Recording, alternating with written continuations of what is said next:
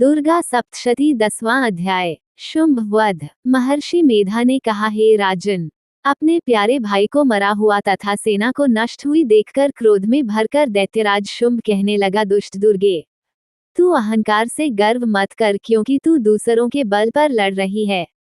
देवी ने कहा, हे दुष्ट, देख, मैं तो अकेली ही हूँ।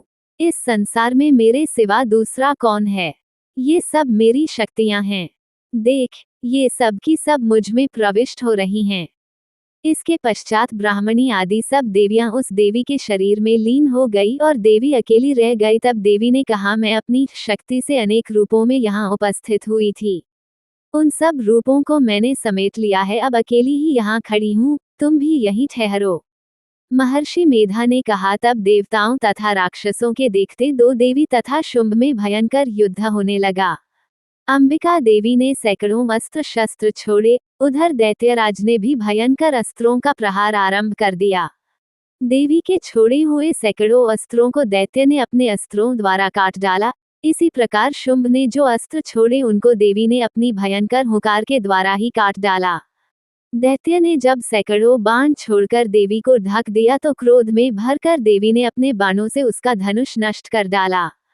धनुष कट जाने पर दैत्येंद्र ने शक्ति चलाई, लेकिन देवी ने उसे भी काट कर फेंक दिया। फिर दैत्येंद्र चमकती हुई ढाल लेकर देवी की ओर दौड़ा, किंतु जब वह देवी के समीप पहुंचा तो देवी ने अपने तीक्ष्ण बाणों से उसकी चमकने वाली ढाल को भी काट डाला। फिर दैत्येंद्र का घोड़ा मर गया, रथ टूट गया, सारथी मारा गया। तब वो भयंकर मुदगर लेकर देवी पर आक्रमण करने के लिए चला, किंतु देवी ने अपने तीक्ष्ण बाणों से उसके मुदगर को भी काट दिया।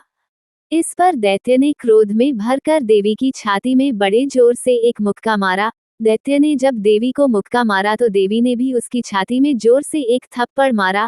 थप्पड़ खाकर पहले तो दैत्य पृथ्वी पर गिर पड़ा, किंतु तुरंत ही वह उठ खड़ा हुआ। फिर वह देवी को पकड़कर आकाश की ओर उछला और वहां जाकर दोनों में युद्ध होने लगा।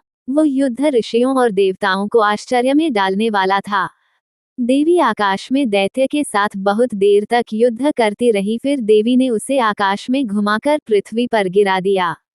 दुष्टात्मा दैत्य पुनः उठकर देवी को मारने के लिए दौड़ा। तब उसको अपनी ओर आता हुआ देखकर देवी ने उसकी छाती विदीर्ण करके उसको पृथ्वी पर पटक दिया। देवी के त्रिशूल से घायल होने पर उस दैत्य के प्राण पखेरु उड़ गए और उसके मरने पर समुद्र, द्वीप, पर्वत और पृथ्वी सब कांपने लग गए।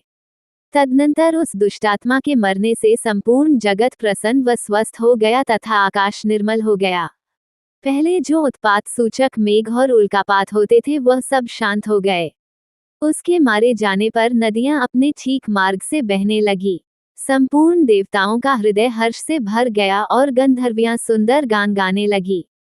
गंधर्व बाजे बजाने लगे और अप्सराएं नाचने लगी। पवित्र वायु बहने लगी। सूर्य की कांति स्वच्छ हो गई। यज्ञशालाओं की बुझी हुई अग्नि अपने आप प्रज्वलित हो उठी तथा चारों दिशाओं में शांति फैल गई।